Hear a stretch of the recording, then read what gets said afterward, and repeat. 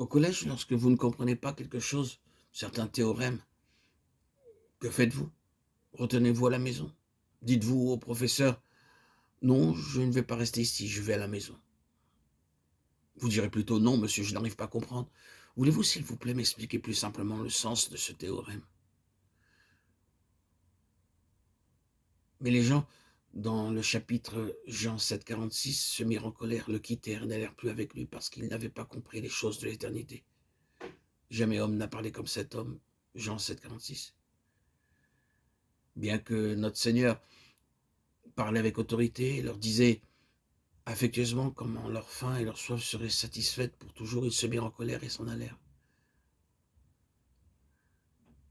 Nous n'avons pas reçu l'esprit du monde, mais l'esprit qui vient de Dieu, afin que nous connaissions les choses que Dieu nous a données par sa grâce. 1 Corinthiens 2, 12 à 14. Le Saint-Esprit donne faim et soif ainsi que la compréhension des choses éternelles.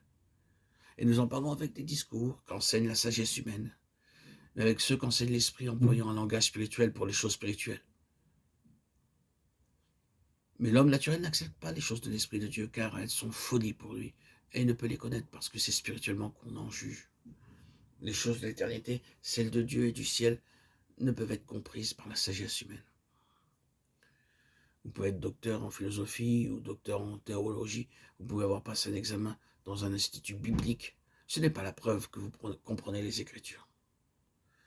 À moins que vous ayez reçu le Saint-Esprit, vous ne connaîtrez jamais la pleine signification des mystères célestes. Mais si nous avons reçu le Saint-Esprit, nous avons une très grande faim pour les choses de l'éternité. Et le Saint-Esprit peut nous parler librement. Nous devons dire par la simple foi comme un enfant: Seigneur, enseigne-moi la signification des vérités divines, éternelles et célestes. Enseigne-moi quelque chose de plus sur la vie après la mort. Enseigne-moi quelque chose de plus sur ton royaume céleste, ton amour divin, ta divine discipline. Et il nous enseignera, parce qu'il est l'Esprit éternel. Dans Jean 14, 16, nous lisons: Et moi, je prierai le Père, et il vous donnera un autre consolateur, afin qu'il demeure éternellement en vous. Je ne vous laisserai pas orphelin, je viendrai à vous. Jean 14, 16, 18. C'est ici le troisième nom donné au Saint-Esprit, le Consolateur. La pensée est la suivante: lorsque le Seigneur Jésus-Christ leur dit dans Matthieu 16, 21, « Je souffrirai et l'on me fera mourir », ils furent très tristes et répondirent: « Seigneur, par amour pour toi, nous avons laissé nos familles, notre travail, nous t'avons suivi depuis 3 ans, nous avons été avec toi, et maintenant tu nous dis que tu vas t'en aller. Qu'allons-nous devenir? Nous laisseras-tu comme des orphelins ?»